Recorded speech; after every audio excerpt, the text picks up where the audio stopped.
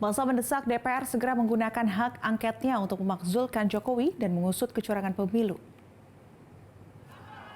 Masa membakar ban di depan gerbang DPR dan memampang baliho besar bertuliskan Jokowi sumber segala permasalahan di negeri ini. Masa meminta Presiden Jokowi diadili karena cawe-cawe untuk memenangkan salah satu paslon dan membiarkan kecurangan terjadi selama pemilu.